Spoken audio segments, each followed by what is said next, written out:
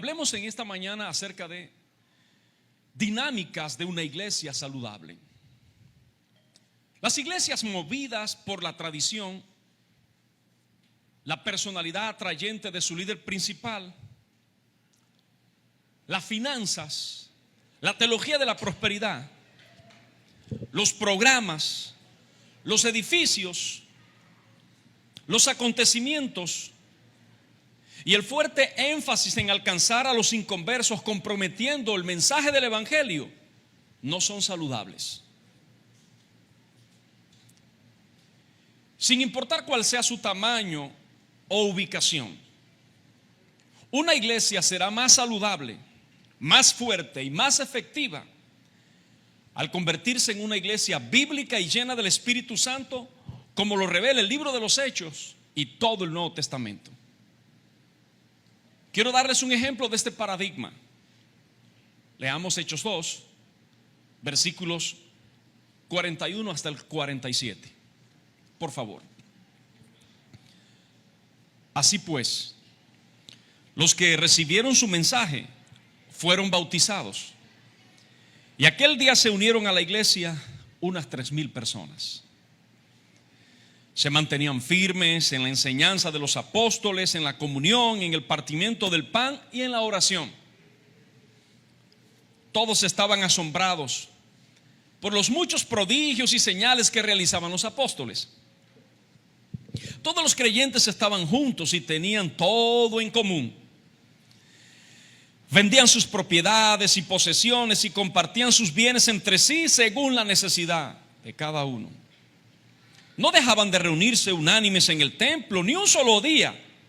De casa en casa partían el pan y compartían la comida con alegría y generosidad, alabando a Dios y disfrutando de la estimación general del pueblo.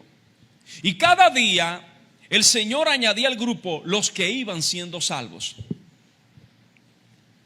La descripción de los acontecimientos el día de Pentecostés ha concluido con la espectacular afirmación de que aquel día se unieron a la iglesia unas 3,000 personas. Observa el versículo 41. El efecto del primer sermón cristiano de la historia es obra del Espíritu Santo.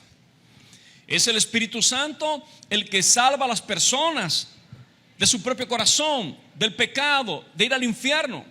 Es el Espíritu Santo el que da un nuevo corazón. Es el Espíritu Santo el que trae la vida de Cristo a cada persona. Es el Espíritu Santo la garantía, el compañero durante toda esta vida y hasta la eternidad. De acuerdo a Hechos 2, versículos 42 al 47, una iglesia saludable experimenta plenitud en la vida comunitaria, practicando las disciplinas y actitudes espirituales, dando como resultado una gran influencia espiritual. Me gustaría repetir la propuesta de Hechos capítulo 2, versículos 42 al 47. Es la verdad sobre la cual gira esta predicación. Una iglesia saludable experimenta plenitud en la vida comunitaria, practicando las disciplinas y actitudes espirituales, dando como resultado una gran influencia espiritual. Observemos los detalles de una iglesia saludable a la que todos deberíamos pertenecer, amar y promover. 3 dinámicas: disciplinas espirituales, actitudes espirituales y una gran influencia espiritual.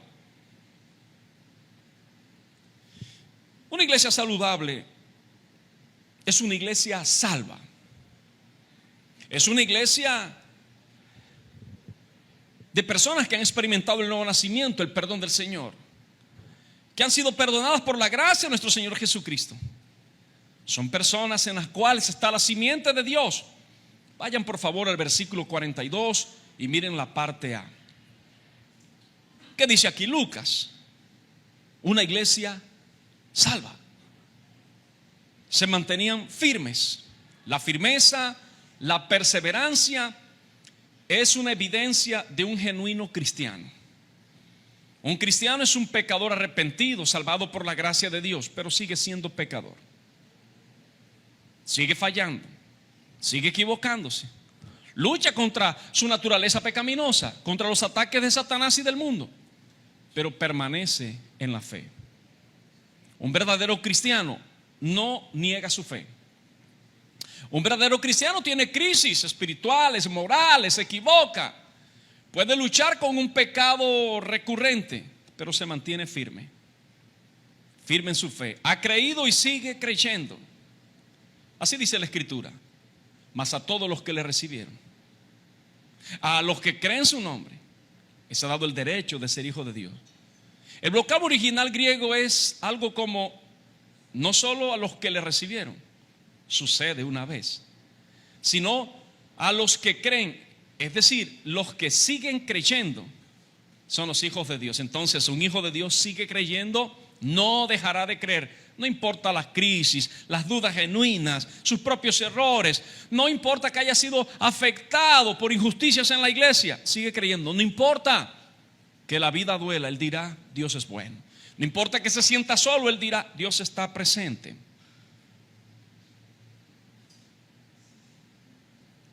Así que un verdadero creyente persevera en la enseñanza de la Biblia, en el compañerismo cristiano, en una vida centrada en Cristo, en la oración, en las disciplinas espirituales. Puede que las deje por un tiempo, puede que le cuesten, pero es consciente de que debe seguir en ello. Bien, una iglesia saludable es una iglesia bíblica. Miren la parte B del versículo 42. Permanecían firmes en la enseñanza de los apóstoles. ¿Cuál es la enseñanza de los apóstoles? Son las escrituras del Antiguo Testamento, el Tanat, como llaman los judíos.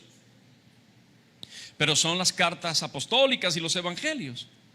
Y toda esta enseñanza está basada en el Señor Jesucristo.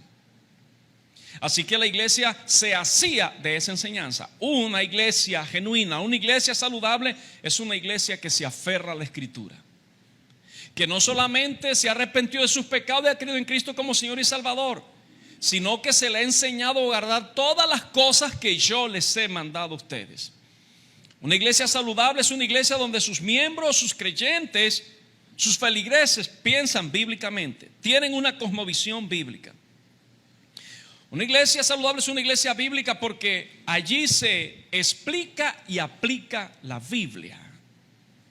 Ustedes conocen ya bastante acerca de un genuino sermón cristiano. El domingo anterior hablé acerca de eso. Entonces todo lo que se predica en una iglesia saludable es la Escritura. Ejemplo de ello son la serie de sermones basados en libros de la Biblia. Pero también podemos enseñar teología práctica, cosmovisión, todo con pensamiento bíblico. Y nadie piense que somos retrógradas. Lo que pasa es que la Biblia es el libro siempre nuevo. La Biblia está viva. Se trata de entenderla en su contexto para poderla aplicar con relevancia en un lenguaje sencillo. Una iglesia bíblica ha diseñado un programa de desarrollo cristiano que procura en primer lugar que conozcas a Dios y crezcas en tu relación con Dios, pienses como cristiano tu matrimonio, tu economía, tus finanzas, la política, el Estado. Creces en un discernimiento tal que aplica sus principios que te llevan al desarrollo máximo de tu potencial. Una iglesia bíblica lo que canta es conforme a la Escritura. Y una iglesia bíblica no solamente extrae de la Biblia principios aislados o fuera de contexto, no lo haría realmente. Siempre está buscando al Señor Jesucristo, siempre está buscando la verdad de Dios. Así que así se mantenían firmes ¿quiénes? Los 3,000 personas que se convirtieron luego del primer sermón cristiano predicado. Hay mucha gente que cree, se emociona y se bautiza y se identifica como cristiano, pero no permanece. Si no permanece, no se convirtió nunca. A usted no lo salvan los ritos ni las ordenanzas cristianas. Entonces una persona genuinamente cristiana, una iglesia, una comunidad genuinamente cristiana es una comunidad que se sostiene en la palabra del Señor. En una iglesia bíblica se motiva a leer la Biblia, a entender la Biblia. Se instruye a los padres a conocer la Escritura para que puedan enseñarla a sus hijos. En una iglesia bíblica no se predican motivaciones, no se predica lo que la gente quiere escuchar, no se crean falsas expectativas, no se dicen falsas profecías. En una iglesia bíblica no se promueven asuntos políticos. En una iglesia bíblica no se mantiene a la persona siempre emocionada, no se le da un sermón breve, directo a las emociones, para que la gente quede anestesiada y genere un vicio, una adicción de asistir a un lugar para sentirse que le suben el ánimo. En una iglesia bíblica te enseñan la escritura, te interesas por la escritura, hay seriedad por la enseñanza de la palabra del Señor. Sus líderes se esfuerzan. Cuando tú lees el capítulo 6 del libro de Hechos, te das cuenta que los apóstoles, ante la necesidad de asistir a las viudas pobres, y les están pidiendo que ellos lo hagan, y dicen: mira, esto lo vamos a hacer, pero habrá personas que lo harán. Nosotros no vamos a descuidar la oración y el ministerio de la palabra. Es decir, en una iglesia bíblica, los pastores, la primera tarea que tienen es vivir estudiando la escritura, aprendiendo la escritura, para enseñar la escritura en distintos escenarios: domingos, miércoles, grupos pequeños, escuelas de formación, conferencias. Un pastor tiene que gastar su vida estudiando la escritura y enseñando la escritura, profundizando la escritura y aprendiendo maneras de comunicar mejor la escritura, porque eso es lo que te santifica, es lo que te permite conocer a Dios, es lo que te va a bendecir, es lo que te va a sostener en los malos tiempos y también lo que te va a sostener en tiempos de prosperidad. Es lo que te da paz, es lo que te da instrucción, es lo que te permite prosperar en todo sentido. Bien, una iglesia de compañerismo, esa es una iglesia saludable. Mira lo que dice el versículo 42, parte C: perseveraban o se mantenían firmes en la comunión. La palabra que se traduce comunión allí en la Nueva Versión Internacional es la palabra griega koinonía, y eso significa tener en común, generosidad, asociación, camaradería. Entonces, en una iglesia bíblica se promueve el compañerismo, se conecta a las personas. En una iglesia bíblica se acepta a las personas tal como son. No importa sus pecados, sus cualidades, sus virtudes o sus defectos. No importa su condición social, su situación económica, su edad, no interesa. Pero se recibe a las personas, se conecta a las personas basados en la verdad de Dios. No se acepta a las personas para que las personas se sientan necesariamente bien. Se recibe a las personas para mostrarle el amor y la gracia del Señor. Entonces nosotros vivimos en una sociedad que es una sociedad individualista. Por ejemplo, la persona tiene una crisis, tiene una depresión, tiene una tristeza, y lo hace bien al buscar un psicólogo, pero trata de resolver su problema solo con el psicólogo, y está bien que el psicólogo le pueda ayudar. Pero sabes que muchas situaciones emocionales, muchas crisis psicológicas se superan cuando estás en compañía. Cuando estás en duelo, es una mala idea aislarte. Cuando pecas, es una mala idea aislarte. Cuando pecas escandalosamente, cuando rompes con alguien, cuando tienes una crisis financiera. Entonces la iglesia te brinda un recurso, como lo hacía la iglesia primigenia, la iglesia primitiva: los grupos pequeños. Las personas tienen apatía a los grupos pequeños. Dicen cosas como: bueno, es que mi casa es muy humilde, me da vergüenza traer a la gente aquí, mis muebles son viejos. La gente dice: yo ando muy ocupado, es que qué pereza trabajar 8 o 10 horas y reunirme un viernes, un jueves o cualquier día. No quiero esto. Pero voy a contarte una cosa: cuando tienes amigos en la iglesia, tú eres más fuerte en la fe. Cuando tienes amigos en la iglesia, tú vas a superar muchas crisis, la gente te va a acompañar. Un abrazo lo anima a uno de forma increíble. A veces uno lo que necesita es hablar, comerse algo. Mira, así sea una endemoniada salchipapa, pero come algo. Debes comer algo con la gente. Comer hace parte de eso. Entonces, eso de la comunión habla de que tienes que congregarte. Yo te voy a decir algo: esta iglesia puede tener cerca de 700 adultos y quizás unos 300 niños y adolescentes. Y voy a decirte lo siguiente: hemos detectado esto en años. Solamente el 50% de esa cantidad de adultos asiste los 4 domingos fielmente. Luego hay un 25% que asiste un domingo sí, un domingo no, y no sé por qué. Y luego hay un grupo de un 10, un 15 que puede llegar un un domingo del mes. Y sin decirte que no vienen al servicio entre semanas por una u otra razón, la que sea, pero no asiste. La realidad es el fenómeno de la no asistencia. Y lo otro que ocurre es que hay mucha gente que asiste cada 3 meses, cada 4 meses. Hay gente que tiene años que no asiste a la iglesia, pero ellos dicen: yo soy de la Gran Comisión, Comunidad Cristiana Integral, el pastor Marvin es mi pastor. Entonces pueden desaparecerse 3, 4 años, luego vienen con una novia y no es pastor, oficia mi matrimonio porque yo soy de la iglesia. Y yo: ¿cómo es que tú te llamas? Bueno, cosas pueden pasar. No estoy condenando, solamente estoy explicando cómo la gente no entiende la importancia de la comunión, la importancia de la asociación, la importancia del compañerismo.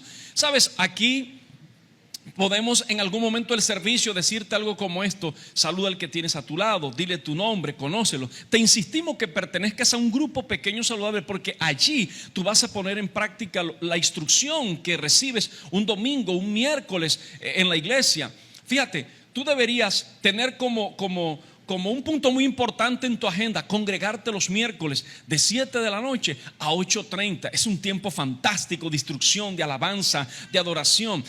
En estos miércoles estoy en una serie titulada Aprenda a confrontar aunque sea incómodo. No hablaré más nada de eso, sino simplemente le diré en esta aplicación bien práctica de mi sermón: lo espero este próximo miércoles a las 7 de la noche, si el Señor lo permite. Entonces la comunión va a permitir que tú superes muchas crisis, que tú también aportes de lo que Dios te ha dado. Pasemos por favor a hablar de otro indicio de disciplinas espirituales, como la primera dinámica de una iglesia saludable, una iglesia centrada en Cristo. Miremos por favor el versículo 42, pero esta vez la parte de que dice: y en el partimiento del pan. Eso se refiere a la Eucaristía, se refiere a la cena del Señor, a la ordenanza de conmemorar el sacrificio de Cristo en la cruz del Calvario. En ese partimiento del pan, todos estamos en un mismo terreno y al pie de la cruz de Cristo, diciendo: somos pecadores arrepentidos. Ha sido por tu gracia que hemos sido lavados, ha sido por tu gracia que hemos sido nosotros redimidos. Cuando nosotros participamos de la cena del Señor el primer domingo de cada mes, o si lo hiciéramos cada domingo y los miércoles, o cuando lo hagamos, lo hacemos con respeto, nosotros estamos centrándonos en el Señor Jesucristo, en su sacrificio. Él es la razón de ser de todo, Él es el centro de todo, Él es nuestro Señor, nuestro Salvador. Pablo dijo: todo lo he estimado como estiércol por el incomparable valor de conocer a Cristo. Entonces Cristo va a saturar cada sermón que prediquemos, cada enseñanza que tengamos. Cristo va a saturar la presentación de niños, las canciones que cantamos. Cristo va a gobernar nuestra vida y vamos a decir: ya no vivo yo, mas Cristo vivo en mí. Lo que ahora vivo, lo vivo en la fe del Hijo de Dios, el cual me amó y se entregó a sí mismo por mí. Y diré también: aunque falle, aunque peque, soy una nueva creación. Las cosas viejas pasaron y aquí todo es hecho nuevo. Y cuando yo peque y cuando falle, que el miserable de Satanás me quiera acusar y me quiera tratar que yo soy un ingrato con Dios, y posiblemente sea un ingrato con el Señor, yo voy a recordar que no es por mi justicia, no es por mi obra que yo soy amado, que yo soy aceptado por Dios, sino por Cristo Jesús, mi Señor y Salvador, que merece el más grande aplauso en esta mañana y siempre, porque Jesucristo es el Señor. Entonces, a Él sea la gloria. Y una iglesia saludable es una iglesia de oración. John MacArthur ha dicho algo que me ha fascinado. Él ha dicho: la oración es el nervio que mueve el músculo divino. Me ha encantado esa cosa tan figurada, pero me parece extraordinaria. Y es la verdad. La mayoría de iglesias ha descuidado la oración. ¿Sabe? Ya no nos arrodillamos un miércoles a orar, ni un domingo a orar. Cuando yo era un chico en la iglesia, se me enseñó cosas como esta. Me decía: el Señor está en su santo templo, calle delante de Él toda la tierra. Y encontraba afiches que decían cosas como esta: mi casa, casa de oración será llamada. Y entonces había una cosa que me llama la atención. Nos decían: llegue al servicio 15 minutos antes de que comience. Wow. Traiga su Biblia y su himnario para que cante. Entonces el pastor instruía y los diáconos instruían y decían algo como esto: confiese sus pecados, entregue sus cargas, sus mal genios, sus problemas y demás, para que usted no haga que el culto esté pesado. Yo no estoy diciendo que eso sea una teología necesariamente correcta, pero le encuentro mucho sentido en que preparas tu corazón para adorar al Señor. Y este lugar donde yo estoy, que es una plataforma, en estas iglesias le llamaban el altar. Era como, los hermanos entendían que del auditorio era una parte sagrada, que el que subía allí tenía que estar en plena comunión con el Señor, tenía que ser súper, hiper, mega santo o algo así. Pero a mí me enseñaron que uno al llegar tenía que arrodillarse y orar allí. No estoy diciendo que hagamos esto, pero es una ilustración para mostrar que la gente ante nuestra iglesia, en nuestras iglesias, se tomaba en serio la oración. Aquí tratamos de hacer el esfuerzo a través de la red de intercesores. Aquí oramos fuertemente el domingo, oramos el miércoles, celebramos ayunos y todas estas cosas. Hoy lo que sufre mucho de la iglesia evangélica es atraer. El objetivo es atraer. Entonces dicen cosas como esta, y no digo que esto esté necesariamente mal, pero dicen: tenemos una noche de cine, o cosas como tenemos un gran concierto, o tengo una palabra para ti, una palabra que te va a cambiar, una palabra que te llevará a otro nivel de vida. Generamos expectativas en la gente, pero cuando le decimos a la congregación: vengan el miércoles a orar, eso parece que no es atractivo.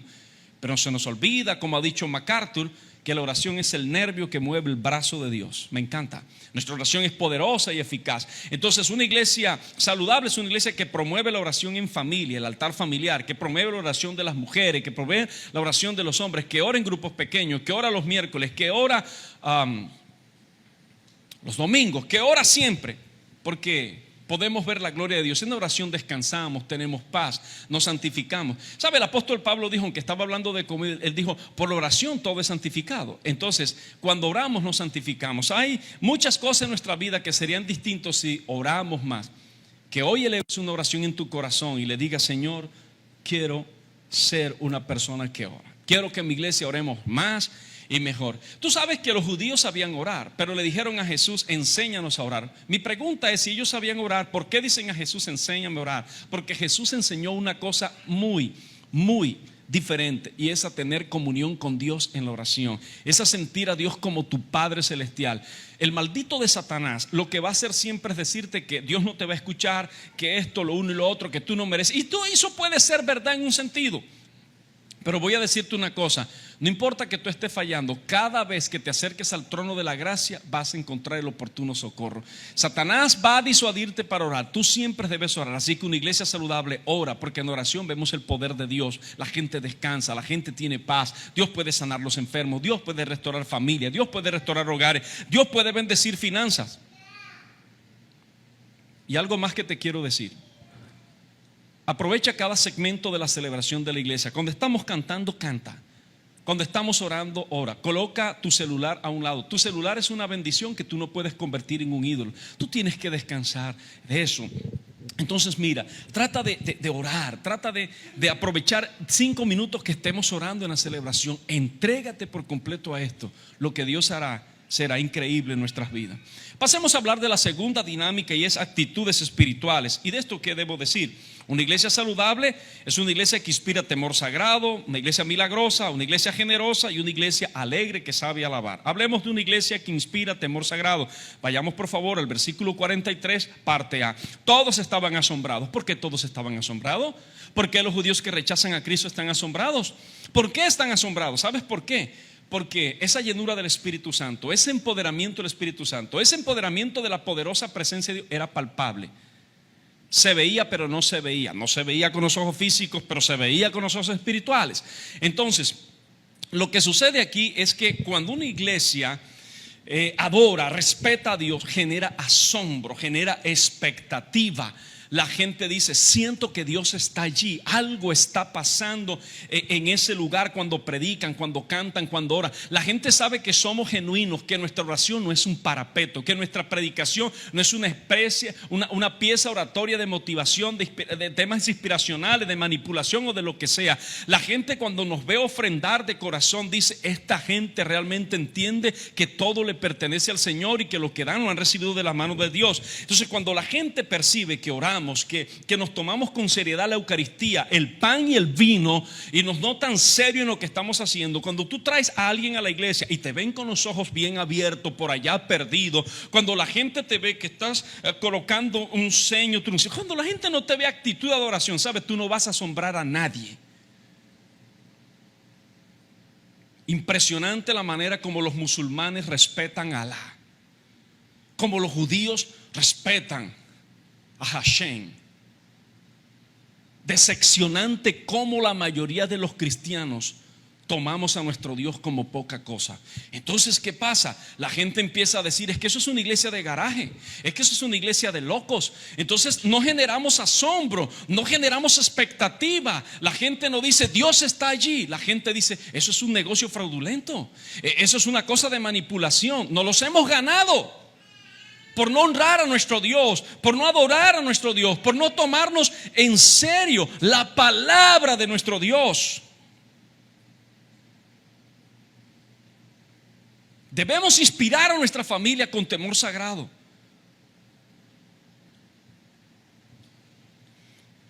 Una iglesia saludable es una iglesia milagrosa. Mira por favor la parte B del versículo 43. La gente estaba asombrada por los muchos prodigios y señales que realizaban los apóstoles. Bien. Así que el Señor refrendaba el ministerio de los apóstoles con milagros. Sanaban a los enfermos, resucitación de muertos, curaciones diversas, transformación de vidas. Y voy a decirte lo siguiente: el milagro más grande es que un pecador sea salvo, sea libre del poder del pecado, de Satanás y del mundo. El milagro más grande es que Dios te haga una persona nueva. El milagro más grande es que te conviertas en un hijo de Dios. El milagro más grande es que dejes tus pecados, tus adicciones, tus vicios, tus malos hábitos. Eso solo lo puede hacer el Señor. Pero también los milagros es que un enfermo se cure sin ser operado o sin tomar un medicamento, sin recibir un tratamiento. Pero también un milagro es que una persona, sin que tenga que tomar ansiolíticos y que no pueda dormir, duerma luego de una oración. Dios puede hacer este tipo de cosas. Y quiero decir algunos asuntos bien importantes al respecto. El primero: te vas a encontrar que algunos predicadores o en algunos libros van a decir: sí, es cierto que sucedían esos milagros en el siglo I. Ellos van a decir algo como esto: pero cuando se completó el Nuevo Testamento, los milagros cesaron, porque tenían la función de confirmar la predicación apostólica. Bien, eso no lo dice la Biblia en ningún lado. No existe un solo texto bíblico que diga que ya Dios no otorga dones milagrosos a ciertas personas. Lo que entendemos es que el Espíritu Santo es soberano y Él va a otorgar dones de milagros o de curaciones a ciertas personas conforme a su voluntad. Y estas personas serán coherentes, humildes y sabias. Ahora, pero también al otro extremo está cuando algunas personas quieren atraer a la iglesia y prometen milagros. Es como si ellos tienen la llave para hacer milagros, interpretan mal textos bíblicos de la Escritura para supuestamente hacer milagros. Y tú puedes escuchar cosas como esta: gran explosión de milagros. Y tú puedes ver cosas en Instagram o en cualquier red social que dicen: tu milagro está a punto de ocurrir. Y como cuando te quieren vender un curso de inglés o algún curso de liderazgo, una cosa sobre esta, que es una mala idea que tú punches allí y donde dice: ¿quieres saber más? Porque te aseguro que cuando tomen tus datos que ya están en la red social, no te van a dejar tranquilo. Sé que Dios provee, sé que Dios hace cosas tremendas, pero entiendo que ahí es que trabajar.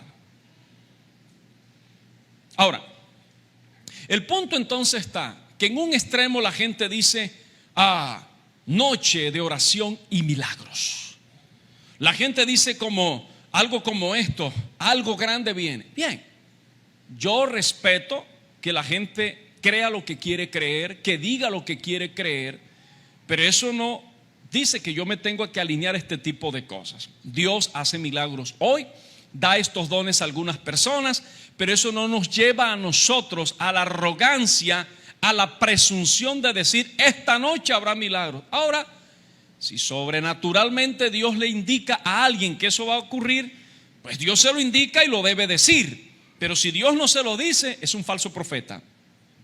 El punto entonces es el siguiente: ¿Qué tenemos que hacer nosotros? Nuestro Dios es poderoso. Aún los predicadores y teólogos que dicen que ya Dios no otorga milagros, ellos dicen, pero Dios hace milagros, porque Dios es omnipotente. Aunque ellos se avergüenzan de lo sobrenatural, sus cursos son completamente rígidos, la gente no puede llorar, no se puede erizar, la gente no puede alzar la voz, porque se avergüenzan de lo milagroso.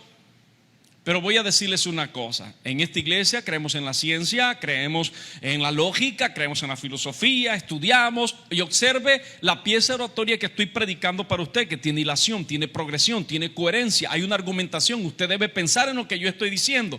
Pero creemos que esto es un don de Dios, como también es un don de Dios que puedan ocurrir cosas sobrenaturales. En esta iglesia no descartamos que si en este momento oramos para que sane un enfermo, el enfermo sane, un miércoles, un domingo o lo que sea, en un grupo pequeño. Así que en esta iglesia siempre vamos a orar, porque sabemos que nuestro Dios puede hacer milagros. Ahora, no vamos a garantizarle a nadie milagros, porque eso solo lo puede hacer el Señor. ¿Qué es lo que hacemos? Nos humillamos, suplicamos a Dios que Él lo haga, y Él lo puede hacer. Así que yo creo que Él puede transformar hogares, familias, puede liberar a personas, como dije, de hábitos malsanos. Él puede liberar a los cautivos por el diablo, a las personas que están demonizadas. Entonces Dios hace milagros. Entonces, si hay una iglesia que teóricamente dice que Dios hace milagros, pero no cree, no ora por milagro, me está diciendo a mí que no es una iglesia saludable. Así predique Biblia y explique Biblia, pero si está diciendo lo que la Biblia no dice, debe revisar esa área. Bien, una iglesia saludable es una iglesia generosa. Por favor, lea conmigo versículo 44 hasta el 46, por favor. Todos los creyentes estaban juntos y tenían todo en común. Vendían sus propiedades y posesiones y compartían sus bienes entre sí según la necesidad de cada uno. No dejaban de reunirse unánimes en el templo ni un solo día. De casa en casa partían el pan y compartían la comida. Entonces, una iglesia saludable es una iglesia generosa. Lo que acabamos de leer no es comunismo primitivo, no es socialismo, no es eso. Eso no fue un imperativo, fue una expresión voluntaria de una comunidad llena del Espíritu Santo. No significa que todos los miembros se quedaron sin bienes. Significa que hubo personas que vendieron bienes y compartieron, como lo hizo Bernabé. Entonces el asunto es que aquí encontramos que un genuino creyente es una persona generosa. No ama al dinero en vez de a Dios. Entonces, una iglesia generosa es una iglesia que se deleita por lo menos en diezmar como la mínima porción que aporta para la obra del Señor. Puede dar menos, puede dar más, pero un creyente que ama al Señor no tiene problemas con ofrendar. Y si hay un genuino creyente que tiene problemas para ofrendar, que tiene prejuicios para ofrendar, debe conscientemente examinar su corazón. El diablo puede engañarnos para que tengamos todas las razones y no ofrendemos. Ahora, pero no solamente se trata de ofrendar para impulsar la obra del Señor, sino también para ayudar a los necesitados, que también finalmente es la obra del Señor.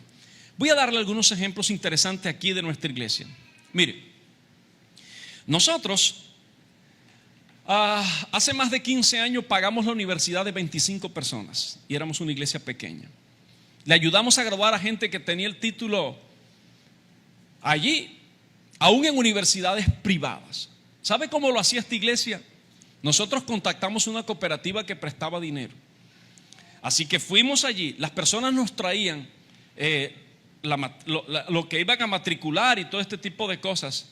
Algunas veces pedíamos autorización de universidad y algo así. Y nosotros tomábamos a esta gente, nos hacían el crédito a nosotros y la gente ofrendaba, y mensualmente pagamos la cuota durante 4 o 5 meses. Así ayudamos a mucha gente que fuese profesional aquí en la iglesia.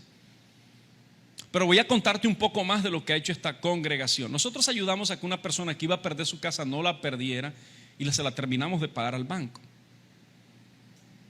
Y hemos dado medicamentos. Actualmente nosotros ayudamos a la salud mental de personas. Hay personas que escogemos que no tienen para pagar 300 o 150 mil pesos a una consulta de esa, y nosotros lo estamos haciendo. Nosotros tenemos una obra misionera y una obra espiritual, una obra social en la comunidad de La Mesa, aquí en la ciudad de Valledupar. Te cuento un poquito de eso. Mira, ahí hay personas víctimas por la violencia, que perdieron sus seres queridos, que los vieron masacrar. Allí hay personas indígenas.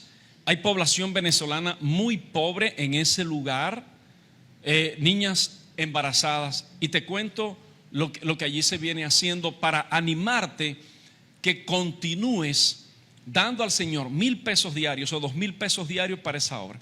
Lo increíble acá es que creo que tenemos 1 o 2 hombres que van a hacer la tarea. Todo el resto son mujeres. Ahí está Gladys Bolaño y el equipo, Karen Daza,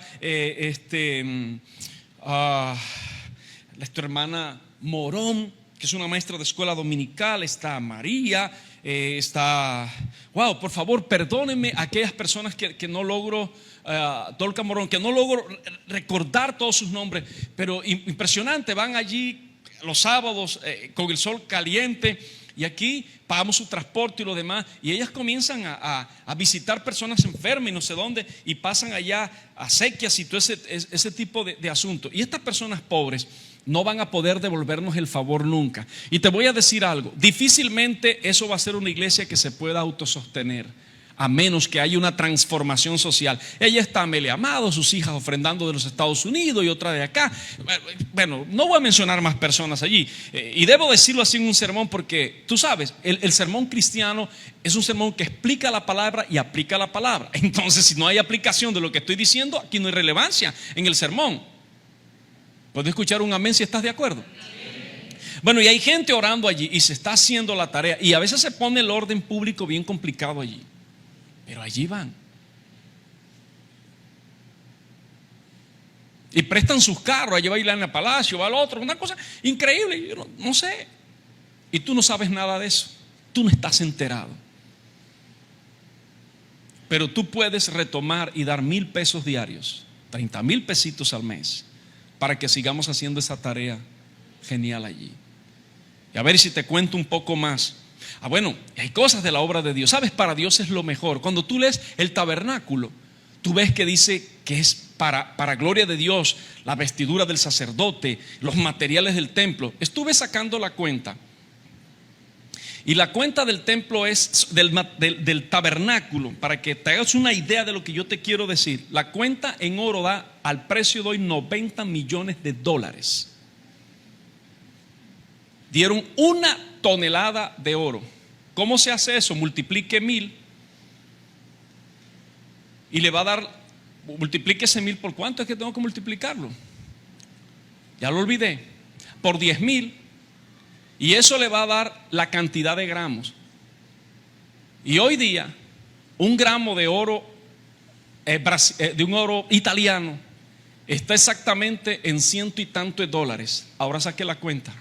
¿Qué significa esto? Que había entrega, había excelencia. Y así tenemos que ser nosotros. Nosotros tenemos una tarea magnífica. Vamos a tomar este auditorio. Ya no cabemos aquí. Probablemente toca hacer una celebración de 7 de la mañana y no vendrán niños. No sé qué vamos a hacer. Pero no vamos a dejar de crecer, porque el auditorio no determina el tamaño de la iglesia. La iglesia determina el tamaño del auditorio. Así que lo que hacemos es, un solo auditorio se vuelve 3. Esa es como la idea, y grupos pequeños y demás. Y luego seguiremos avanzando, lo haremos especial. Así que lo que vamos a hacer es que aquí se va a hacer un diseño interior fantástico, para que cuando hagamos las tomas y compartamos el evangelio por internet, las personas encuentren bien atractivo. Estamos un mensaje serio, alabamos al Señor con excelencia. Las personas deben saber de lo que Dios está haciendo con nosotros aquí. Entonces necesitamos esforzarnos, cambiar el sistema de audio, de sonido de la iglesia, cámaras de alta definición. Bueno, todas esas cosas importantes. Y esto es tu lugar, este lugar es tuyo. Este lugar es tuyo, es de tus hijos, debe ser lindo. Y lo que tenemos que hacer para los niños, ¿no te has puesto a pensar que tu hijo en el colegio donde estudia está en un escenario bellísimo, y aquí en la iglesia tiene un aula sumamente modesta? Él puede pensar que la sociedad secular, que no tener a Dios es más excelente que Dios mismo. Pero tú y yo vamos a trabajar en esto, porque somos una iglesia generosa. Y vamos a renovar nuestro voto de dar diezmos y ofrendas al Señor. Las personas que están por primera vez, esto no es con ustedes, pero deben saber que nosotros lo hacemos, porque todo es del Señor. Y lo hacemos libre, con un corazón libre, lo hacemos con alegría. Y lo hacemos porque entendemos que el derecho humano más importante que tiene alguien no es la vida, es escuchar al autor de la vida. Eso no está en ningún tratado internacional, no te lo vas a encontrar en la Constitución política, pero te lo digo yo.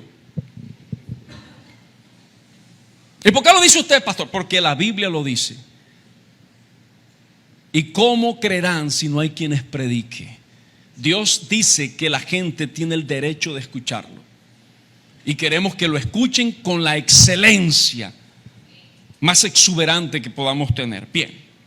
Y pasemos a decir algo más. Una iglesia saludable es una iglesia alegre que sabe alabar.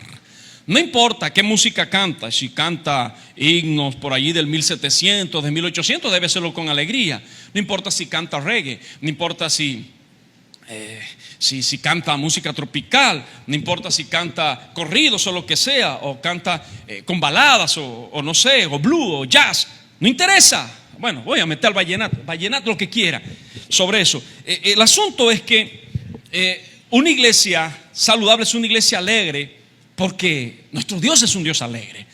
Porque la salvación de Dios hay que celebrarla. Tú sabes que no vamos a parar al infierno a pesar de nuestros pecados. Tú sabes que a pesar de que ni nosotros mismos nos aguantamos, Dios quiere pasar la eternidad con nosotros. No, hombre, hay que alabar.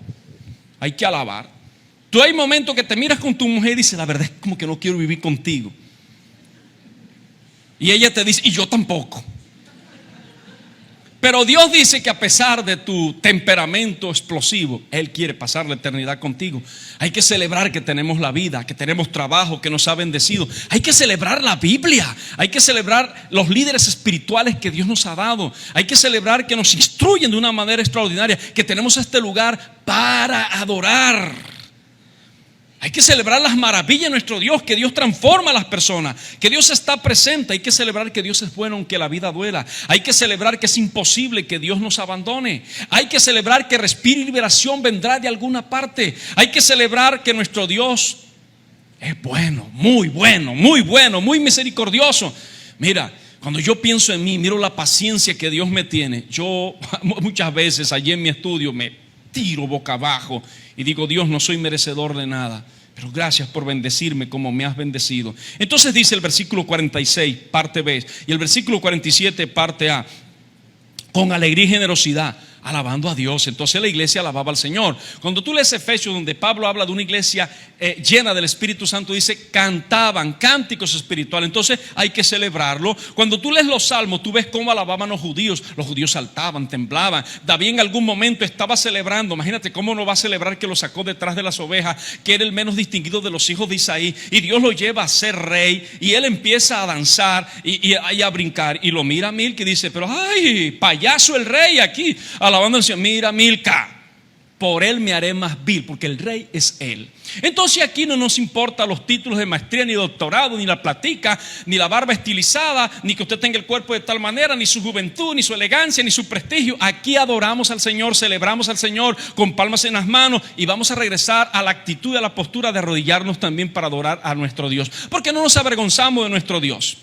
Me encanta contar esto. En el 2002, cuando iba a hacer un posgrado en Ecuador, unas materias de posgrado y esto, llegaron a las 9 de la mañana y yo estaba en el aeropuerto internacional El Dorado, y cuando eso el ministro de defensa, creo que el que fue expresidente Juan Manuel Santa, venía con sus escoltas y demás, pero eso no me impresionó. Me impresionó que vi unos judíos con un sombrerito negro, con algo así, se remangaron y se fueron a un lugar que estaba el aeropuerto atestado, y una y otra vez comenzaron a balancearse y orar de esta manera. No se avergüenzan de Hashem, no se avergüenzan del Señor. Tú y yo, como cristianos, no podemos avergonzarnos de levantar una mano a nuestro Dios, de arrodillarnos, de estar boca abajo, de suplicar, de llorar en su presencia. ¿O quién es que nos creemos nosotros?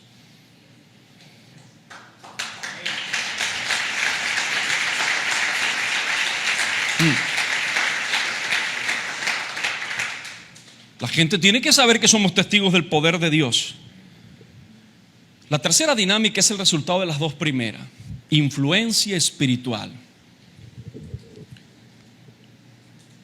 Y allí encontramos que una iglesia saludable es una iglesia atractiva y una iglesia creciente. Bueno, versículo 47, parte B. Y disfrutando de la estimación general del pueblo. A pesar de la persecución de los judíos, de la oposición de los judíos, de haber rechazado al Mesías, a pesar de que estaban adorando al que los judíos consideraban un maldito porque lo colgaron en una cruz, la gente decía, algo está pasando aquí. ¿Sabe? Los judíos iban a la sinagoga el sábado a orar, a aprender la escritura, pero ellos veían algo distinto. ¿Qué era lo que los veía? Que los convertía en una iglesia estimada, en una iglesia atractiva. Mira, lo que ellos estaban viendo es que esta gente adoraba a Dios, se amaban, se aceptaban, que ayudaban a los necesitados. Ellos estaban viendo que esta gente estudiaba la escritura, veían gozo en sus corazones, los veían enfrentar la vida. Se moría alguien, lo lloraban, pero no solo con tristeza, sino con esperanza de que lo volverían a ver. Ellos vieron a los iglesias, a los creyentes siendo perseguidos una y otra vez, y los tenían impactados porque huían. Pero cuando huían, ellos no dejaban hablar de la providencia del Señor. Ellos decían: nada es por accidente. ¿Sabes? Tenemos que convertirnos en una iglesia sumamente atractiva, no por el edificio, no por las luces, no por el diseño interior espectacular que vamos a hacer, sino porque la gente dirá: Dios está entre ellos. La presencia de Dios se manifiesta allí. Dios está con esas personas. Allá hay bendición. Algo está pasando. Veo vidas cambiadas. Entonces, la gente va a vernos atractivos y va a respetarnos cuando vea que practicamos los principios y la palabra de Dios. Cuando la gente vea que prosperamos en nuestros negocios y pagamos los impuestos. Cuando la gente vea que Dios prospera nuestro trabajo. Yo quiero hablar con esta gente. Pablo habla de ganarnos el respeto por trabajar. Entonces, cuando practicamos esto, no hay pereza, no hay negligencia, hay excelencia. Eres el mejor docente de tu colegio, de la universidad. Eres el mejor estudiante. Eres un gran vecino. Tu familia ve el cambio en tu vida. Entonces, una iglesia saludable, aunque la ataquen, aunque tenga enemigos, es una iglesia que genera fascinación. Y por último, y estoy hablando de esta última dinámica de influencia espiritual, es una iglesia creciente. Vamos al versículo 47, parte C. Y cada día el Señor añadía al grupo los que iban siendo salvos. ¿Quién añadía al grupo? El Señor. ¿De quién es la salvación? Del Señor. ¿Quién te ha traído a ti aquí? El día que viniste aquí, el Señor. Sí, alguien te invitó. Estabas en crisis o no estabas en crisis, pero fue Dios quien te trajo aquí. ¿Quién te trajo a Cristo? El Señor. ¿Quién te convenció de pecado, de justicia y de juicio? El Espíritu Santo. Él es el que salva, Él es el que hace las personas nuevas. Entonces, puedo predicar un mensaje bíblico, correctamente bíblico, pero si no estoy lleno del Espíritu Santo, no habrá ningún efecto. Podemos orar de manera refinada y hasta escandalosa, o muy solemne y calladitos, pero si no está la acción del Espíritu Santo, no ocurre nada. Entonces el punto es que una iglesia saludable va a crecer cuantitativamente. Eso lo hemos visto acá. Le cuento breve. En el año 2000, cuando plantamos esta iglesia con un grupo de hermanos, no teníamos sonido, no teníamos músicos. Estamos arrendados en una esquina de la calle 14 con carrera 13. 45 sillas, un tablero, un escritorio y un stand. Ya. Pero empezamos a practicar estas cosas. No lo hemos hecho perfecto, nos hace falta mucho por aprender. Hay cosas donde tenemos que actualizarnos para comunicar mejor sin cambiar el mensaje.